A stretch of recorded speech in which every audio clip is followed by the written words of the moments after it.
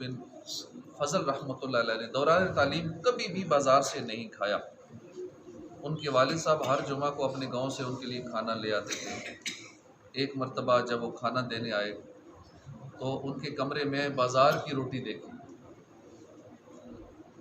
सख्त नाराज़ हुए, अपने बेटे से बात तक नहीं की। साहबजादे ने माजरत करते हुए अर्ज़ की, अब्बा जान ये रोटी बाज़ार से मैं नहीं लाया, मेरा दोस्त लाया है और मेरी रजामंदी के बगैर लाया है। वालिद साहब ने यह सुनकर डांटते हुए फरमाया, अगर तुम्हारे अंदर तकवा होता तो तुम्हारे दोस्त में ये जुर्रत ना होती। देखा आपने हमारे बुजुर्गान दीन तकवे का कितना ख्याल रखते थे, अपनी औलाद की कैसी ज़बरदस्त तरबियत फरमाते थे कि होटल की और बाज़ारी ग़िज़ाएँ उन्हें नहीं खाने देते थे। हज़रत इमाम ज़रनुजी रहमतुल्लाह अलैह फरमाते हैं, अगर मुमकिन हो तो गैर मुफीद और बाज़ारी खाने से परहेज़ करना चाहिए, क्योंकि बाज़ारी खाना इंसान को ख़यानत और गंदगी के करीब और ज़िक्र खुदाबंदी से दूर कर देता है। इसकी वजह यह है कि बाज़ार के खानों पर गुरबा की नज़रें पड़ती हैं और वो अपनी गुरबत व अफलास की बिना पर जब उस खाने को नहीं ख़रीद सकते तो दिल बर्दाश्त होते हैं और उस खाने पर से बरकत ख़त्म हो जाती है। कई लोगों का दिल कर होता है मैं होटल की फ़लाँ चीज़ खाऊं, लेकिन जेब इजाज़त नहीं देती, अब वो नहीं खा सकता। जब हसरत भरी निगाह से उस चीज़ को देखता है, खा नहीं सकता, उस चीज़ से बरकत ख़त्म हो जाती है। दाल अच्छी बनी है, दिल कर गया ये दाल में खाओ, लेकिन कहते नहीं ये तो महंगी वाली है, शाही दाल है। गोश्त खाने को दिल कर रहा है, नहीं खा सकता, क्या करे। अब वो हसरत भरी निगाह से देखेगा, उस खाने में से बरकत ख़त्म हो जाएगी। अब जितने लोग वो खाना खाएंगे पैसों का खा रहे हैं, बेबरकती वाला खाना खा रहे हैं, तो इसलिए जितना हो सके बचना चाहिए। पहले दौर में तो मिलावटें भी इतनी ज़्यादा नहीं थी जैसे आजकल है। खाने के आजकल होटलों में ऑयल नाकिस, सबसे घटिया वाला ऑयल इस्तेमाल करेंगे, मिसाला जात भी ऐसे ही होते हैं सारे मिलावटों वाले, आटा भी इसी तरह का है। तो होटलों वाले खाने एक तो सेहत के लिए ठीक नहीं है और दूसरा इसमें बरकत नहीं होती। बाज़ारों में ठेलों और बस्तों वगैरह पर तरह तरह की चटपटी ग़िज़ाओं के चटखारे लेने वाले, इससे दर्स इबरत हासिल करें। जब बाज़ार में खाना बुरा है तो फिर फिल्मी गीतों की धुनों में होटलों के अंदर वक्त बे वक्त चाय की चुस्कियाँ लेना, ठंडे मशरूबात पीना, ये कितना मायूब होगा कि होटल में गाने भी चल रहे हैं, गप्पे लग रही हैं, गफलों तो भरा माहौल है और वहीं बैठ के हम खाना भी खा रहे हैं या चाय पी रहे हैं या कोल्ड ड्रिंक पी रहे हैं। तो ऐसी जगहों पे जाकर बैठना ये शुरफा का काम नहीं है और बाशरा हजरात के शायान शान नहीं है। लिहाजा ज़रूरत हो तब भी अगर ख़रीदना भी पड़ जाए तो किसी महफूज जगह पर खाने में ही भलाई है। हाँ, जो मजबूर है वो माजूर है। अब हमें जैसे मोतक़िफ़ीन है तकरीबन 20 से ज़्यादा हैं, 20 के लगभग हैं सारे मिला जुला के, बाकी खिदमत करने वाले मिला के ज़्यादा बन जाते हैं।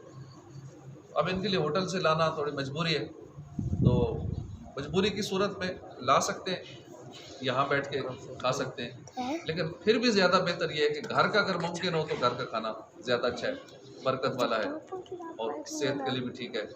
होटल वाला उससे बचना ही चाहिए। सालन हम खुद ही बनवाते हैं, कोशिश करते हैं होटल से नहीं लाते, तो मोतक़िफ़ीन को सालन हम खुद घर का बनवा के वो खिलाते हैं। हज़रत सैयदना अल्लामा शामी रहमतुल्लाह अलैह फरमाते हैं, नाचना, मजाक उड़ाना, ताली बजाना, सितार के तार बजाना, बरबत, सारंगी, रबाब, बांसुरी बजाना, झांझन, म्यूज़िक की सारी किस्में हैं, ये जितनी बयान की जा रही हैं, मकरूह तहरीमी है, ये करीब हराम है। अब उम्मन लोग म्यूज़िक को तो समझते हैं ठीक है गुनाह है, लेकिन कई गुनाह समझते हुए फिर भी सुनते रहते हैं। टिकटॉक पे ऊपर किए जा रहे हैं वीडियोस, म्यूज़िक वाली चल रही हैं, कानों में आवाज़ जा रही है, कहीं थोड़ा रुक भी जाते हैं चंद सेकंड। जिनका म्यूज़िक से बचने का ज़हन होता है वो जल्दी आगे चला देते हैं। इसी तरह यूट्यूब पे, दीगर सोशल मीडिया पे म्यूज़िक वाली चीज़ें, रमज़ान में भी म्यूज़िक वाली चीज़ें देखते रहते हैं, सुनते रहते हैं, रोज़े की हालत में भी। अब कई लोग समझते हैं सिर्फ म्यूज़िक ही गुनाह है, फ़लाँ वीडियो में तो खाली तालियाँ बज रही हैं। ये ताली बजाना भी अभी हमने सुना ये इसमें शामिल है। ताली बजाना, मजाक उड़ाना, नाचना, सितार बजाना, सरंगी, बरबत, रबाब, बांसुरी, न जाने और अजीबो गरीब नाम है, म्यूज़िक की बहुत सारी किस्में हैं। तो इन सब से बचना ज़रूरी है। ये सारा कुछ हराम यानी करीब हराम है, मकरूह है, तहरीमी है। ताली बजाना या कोई ऐसी वीडियो देखना जिसमें ताली बज रही हो, उस ताली को सुनना, तो इससे हमें अपने आप को बचाना चाहिए, क्योंकि ये सब कुफार के शियार है। काबे के पास ये कुफार तालियां बजाते हुए तवाफ करते थे, नंगे होके तालियां बजाते हुए। तो इसलिए हमें भी ताली बजाने से, हम तो बच्चों को सिखा रहे होते हैं क्लैपिंग करो, फलां ने अच्छे नंबर लिए, फलां ने ये कर दिया जी, क्लैपिंग करो, तो इसको कोई बुरा नहीं समझता, एक रूटीन बन चुकी है हमारे माशरे में। तो ये चीज़ इस्लाम में मना है, क्योंकि ये सब कुफार के शियार हैं। नीज़, बांसुरी, मौसीकी के दीगर साजो सामान जो है इनका सुनना भी हराम है। अगर अचानक सुन लिया, यानी अचानक जा रहे थे, कान में आवाज़ पड़ गई, तो माजूर है, उस पर वाजिब है कि ना सुनने की पूरी कोशिश करे। खुश नसीब है वो मुसलमान जो कलाम रब कायनात नात शाह मौजूदात सल्लल्लाहु अलैहि वसल्लम सुन्नतों बरे बेदात तो सुनते हैं, मगर फिल्मी गानों मौसीकी की आवाज़ आने पर बस सबब खौफ खुदाबंदी ना सुनने की पूरी कोशिश करते हुए कानों में उंगलियां डाल लेते हैं। अगर ऐसा कहीं मौका आ जाए, गुजर रहे हो, म्यूज़िक चल रहा हो, तो दीनी जहन रखने वाले, खौफ खुदा रखने वाले वहाँ से हट जाते हैं या कानों में उंगलियां दाखिल कर लेते हैं। हज़रत सैयदना नाफी रज़ी अल्लाह अन्हु फरमाते हैं, मैं बचपन में सैयदना अब्दुल्लाह इब्न उमर के साथ कहीं जा रहा था, रास्ते में बाजा बजाने की आवाज़ आने लगी। इब्ने उमर रज़ी अल्लाह अन्हुमा ने अपने कानों में उंगलियां डाल ली और रास्ते से दूसरी तरफ हट गए और दूर जाके पूछा, नाफे आवाज़ आ रही है? मैंने अर्ज़ किया अब आवाज़ नहीं आ रही। तब आपने कानों से उंगलियां निकाली। इरशाद फरमाया, एक बार सरकार मदीना सल्लल्लाहु अलैहि वसल्लम के साथ कहीं जा रहा था, सरकार सल्लल्लाहु अलैहि वसल्लम ने इसी तरह किया था जैसे मैंने किया। कहीं से कानों में म्यूज़िक की आवाज़ पड़ गई, हुजूर ने कानों में उंगलियां डाली। तो हमें भी हुजूर की सुन्नत पे भी अमल करना चाहिए। वो कहते हैं क्या करें, मजबूरी है, या म्यूज़िक बज रहा है, बाज़ार से गुजर रहे हैं, म्यूज़िक चल रहा है, कहीं से गुजर रहे हैं, म्यूज़िक की आवाज़ खुद ही आ रही है, पड़ोसियों ने लगाया हुआ है, आवाज़ आ रही है, आवाज़ आ रही है, कान तो हमारे कंट्रोल में ना, अपने कानों में हम उंगलियां डाल लें। आजकल तो और कई चीज़ें आ चुकी हैं बनी बनाई कानों में डालने वाली, कि जो आवाज़ को अंदर नहीं आने देती, उसका इंतज़ाम कर लें। जहाँ और खर्चे करते हैं, थोड़ा सा खर्चा करें, वो भी कर लें। जब भी ऐसा कोई मौका है, सफ़र कर रहे हो, गाड़ी में म्यूज़िक चल रहा है, कोई बंदा बोलता ही नहीं ड्राइवर को, भाई गाड़ी गाने बंद करो, पता नहीं शर्माते हैं, झिझक है, या आगे से उसका डर है, या ना जाने क्या मामला है, कोई बोलेगा नहीं। कई मजहबी लोग बैठे हो, वो भी नहीं बोलेंगे कि भाई बंद करो, नहीं तो नीचे उतारो, टिकट वापस करो। तो बोलना चाहिए ऐसे मौके पे, शर्माना, झिझकना, डरना नहीं चाहिए। तो अल्हम्दुलिल्लाह कई दफ़ा सफ़र किया मैंने, बंद करवाएं, और ज़्यादातर बंद कर देते हैं, क्योंकि अगले ने सवारी की सुननी, अपनी मर्जी तो नहीं चला सकता। तो इसलिए जहाँ भी मुमकिन हो बंद करवाएं। किसी होटल में जाएं, वहाँ म्यूज़िक चल रहा है, आप अपनी तरफ से ज़रूर कहें भाई बंद करो। नहीं करते, ठीक है हम यहाँ से जा रहे हैं, हम कहीं और कर लें। शादी हालों में जाते हैं, वहाँ गाने बज रहे होते हैं, कोई बंदा बोलता नहीं। कई जगहों पे हमने बंद करवाए हैं। वलीमों में जाते हैं लोग, शादियों में दावत देते हैं, आगे म्यूज़िक चल रहा है। बाज़ औक़ात मजहबी लोगों का वो फंक्शन होता है, नेक लोगों का, लेकिन वहाँ म्यूज़िक चल रहा है, वो बंद नहीं करते। तो बंद करवाना चाहिए। गुनाहों से बचने की खुद कोशिश भी करनी है, औरों को भी बचाना है, और जहाँ तक मुमकिन हमने कोशिश करनी है। अगला कौन सा गोली मार देगा, अगला बंद कराएगा, क्योंकि उसने कि हमने बुकिंग की हुई है होटल की, या गाड़ी भी जा रहे हैं, हमने किराया दिया हुआ है। तो कोशिश करनी चाहिए, बोलना चाहिए। जहाँ भी म्यूज़िक की आवाज़ चल रही है, कोशिश करें बंद करवाने की। किसी दावत में जाएं, अगर वहाँ ऐसा गुनाह भरा माहौल है, तो भी बंद करवाने की कोशिश करें। सफ़र के दौरान भी ऐसा मामला है, तो भी उसे बंद करवाने की कोशिश करें।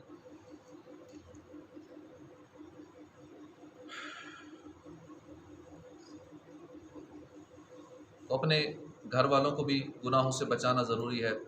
घर वालों की तरबियत, घर वालों को भी दर्स करना, दीनी बातें सिखाना, ये ज़रूरी है। सैयदना मूसा कलीमुल्लाह अला नबीना अलैहिस्सलाम की तरफ वही फरमाएगी कि भलाई की बातें खुद भी सीखो और दूसरों को भी सिखाओ। मैं भलाई सीखने सिखाने वालों की कब्रों को रोशन फरमाऊँगा, ताकि इनको किसी किस्म की वहशत ना हो।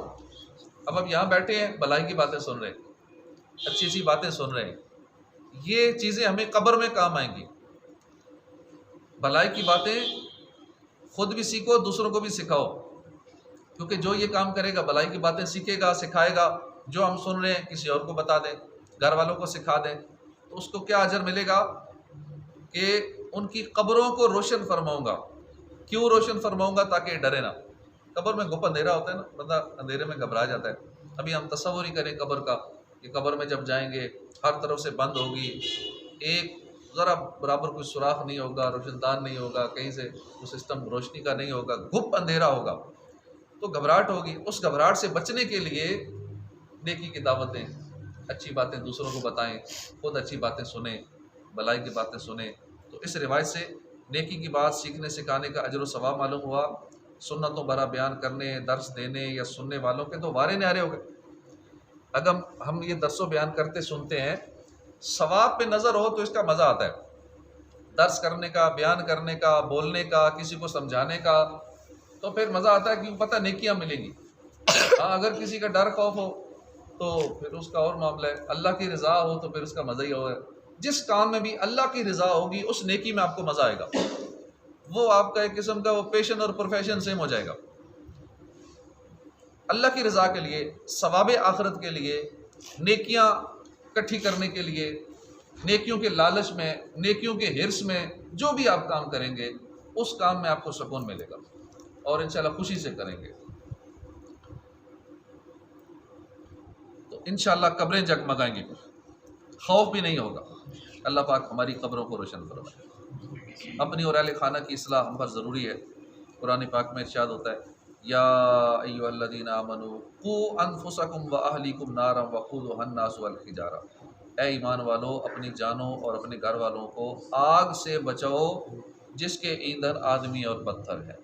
तो अपने घर में दर्स देना चाहिए ताकि घर में भी अगर गुनाहों का सिलसिला है, बेनमाजी हैं, तो म्यूज़िक चलता है, सोशल मीडिया इस्तेमाल करने वाले हैं और उसमें सारे गुनाहों भरे सिलसिले हैं, तो हमें घर वालों को समझाते रहना चाहिए। खाना मिलकर खाना चाहिए, घर में हो या कहीं भी मौका मिले तो कोशिश करें खाना मिल के खाएँ, इसमें बरकत है।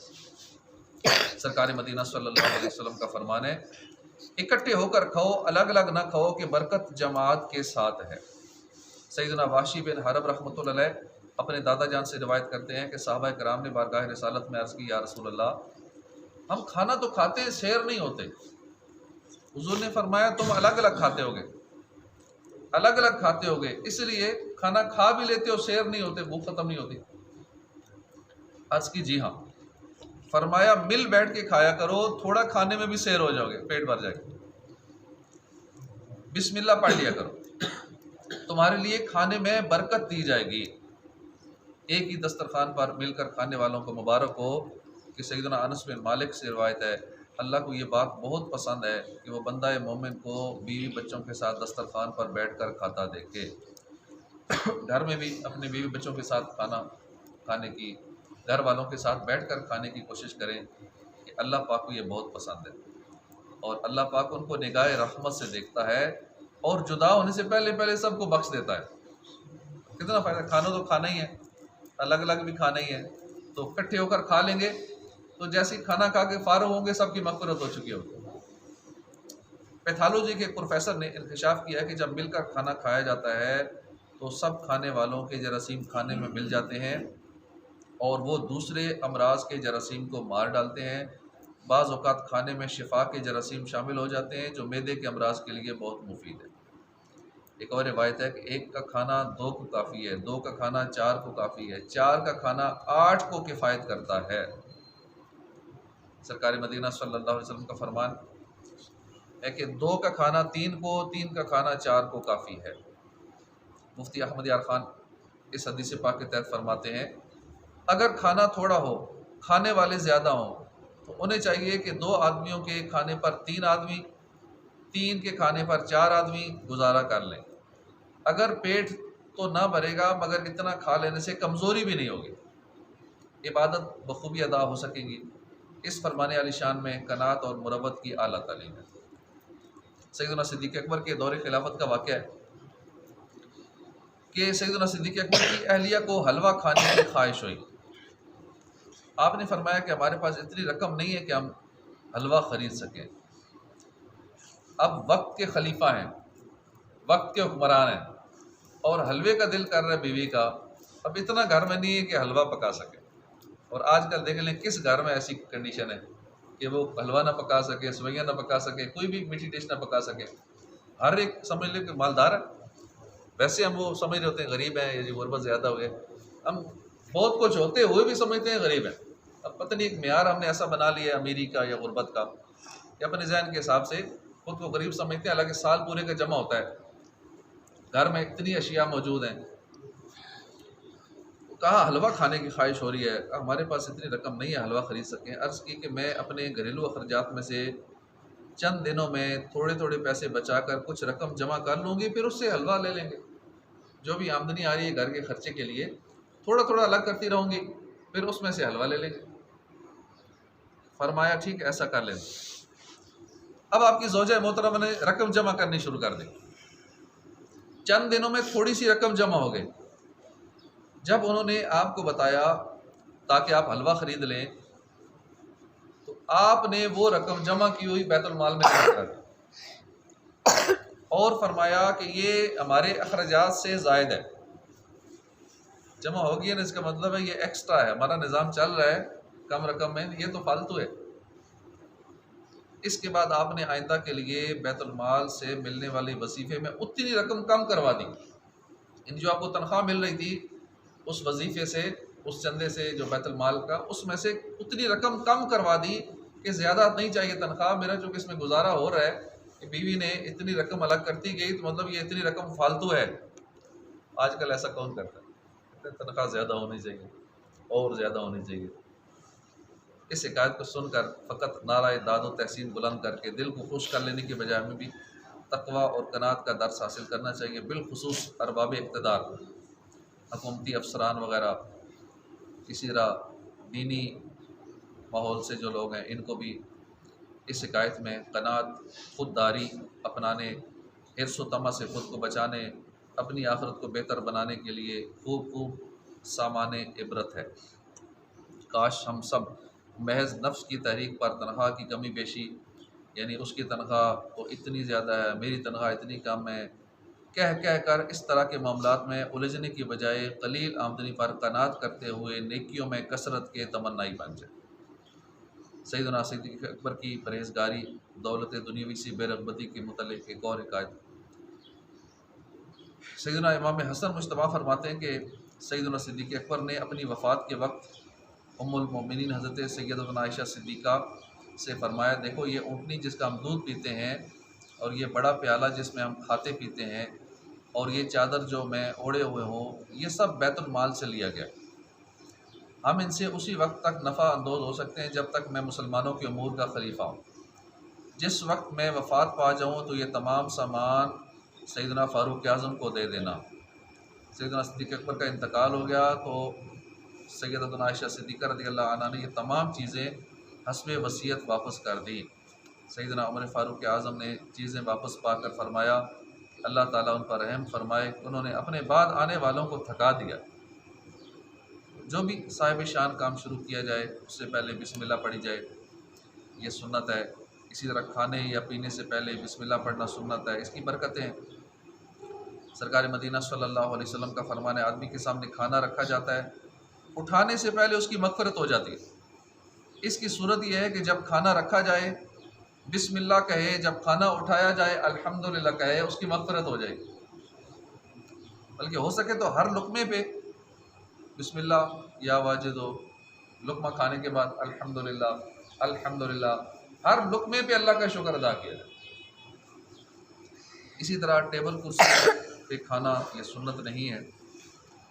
सरकार सल्लल्लाहु अलैहि वसल्लम ने मेज़ पर खाना नहीं खाया, न ही छोटी छोटी प्यालियों में खाया, न आपके लिए पतली चपातियाँ पकाई गईं। सैयदना कतादा रज़ियल्लाहु अन्हु से जब पूछा गया कि वो हज़रात किस चीज़ पर खाते थे, फरमाया दस्तरखान पर खाते थे। टेबल कुर्सी पर खाना अगरचे गुनाह नहीं है मगर सुन्नत भी नहीं है। बुखारी शरीफ में लिखा है कि खान तिपाई या मेज़ की तरह ऊंची चीज़ होती है जिस पर उमरा के यहाँ खाना चुना जाता है ताकि खाते वक्त झुकना ना पड़े। उस पर खाना खाना मुतकब्बिरीन का तरीका था, जिस पर बाज़ लोग इस ज़माने में मेज़ यानी टेबल पर खाते हैं, छोटी छोटी प्यालियों में खाना ये उमरा का तरीका है। उनके यहाँ मुख्तलिफ़ किस्म के खाने छोटे छोटे बर्तनों में रखे जाते हैं। मुफ्ती अहमद यार ख़ान फरमाते हैं सुन्नत ये है कि खाने के आगे कदरे झुक कर बैठे, और जब हम ये घुटना बिछाएंगे, ये घुटना खड़ा करेंगे तो थोड़ा बंदा झुक ही जाता है, तो खाना झुक कर खाना चाहिए। दस्तरखान कपड़े का, चमड़े का, खजूर के पत्तों का होता है। इन 3 किस्म के दस्तरखानों पर खाना हुजूर ने खाया है। दस्तरखान भी नीचे ज़मीन पर बिछा था। खुद सरकार सल्लल्लाहु अलैहि वसल्लम भी ज़मीन पर तशरीफ़ फरमा होते थे। तो टेबल कुर्सी पर खाना अगरचे गुनाह नहीं है, मगर ज़मीन पर दस्तरखान बिछा कर खाना सुन्नत है, और सुन्नत में ही अज़मत है। अफसोस आजकल ये सुन्नत मुसलमानों ने काफ़ी हद तक तरक कर रखी है। मजहबी घरानों में भी अब टेबल कुर्सी का रवाज हो गया है, शादियों में भी टेबल कुर्सी का सिलसिला है, और अब तो लोग टेबल पे खड़े होकर घूमते फिरते खाते हैं, चलते फिरते खाते हैं। सैयदना अनस रज़ियल्लाहु अन्हु से मरवी है, अल्लाह उस बंदे से राज़ी होता है कि जब लुक़मा खाता है उस पर अल्लाह की हम्द करता है, पानी पीता है उस पर हम्द करता है। हर लुक़मे पर काश हमें अल्लाह का ज़िक्र करने की आदत पड़ जाए। हर 2-1 लुक़मे के दरमियान हम पढ़ें या वाजिदो, अल्हम्दुलिल्लाह, या वाजिदो, बिस्मिल्लाह कहने की आदत बनाएं। यूँ हर लुक़मे की इब्तिदा बिस्मिल्लाह से और या वाजिदो के ज़िक्र पर, हर लुक़मे के आखिर में अल्हम्दुलिल्लाह हम्द पर होगी। खाना खाते खाते नेकियों का अंबार लग जाए। तो पहले से आदत नहीं थी तो कोशिश करें, आज से ये आदत बना लें। हर लुक़मे पर या वाजिदो कहने से इंशाअल्लाह वो खाना उसके पेट में नूर होगा और मर्ज़ दूर होगा इंशाअल्लाह। तो अल्लाह पाक हमें सुन्नत के मुताबिक खाना खाने की तौफ़ीक़ अता फ़रमाए। आमीन बिजाह नबीउल अमीन सल्लल्लाहु अलैहि व आलिहि वसल्लम।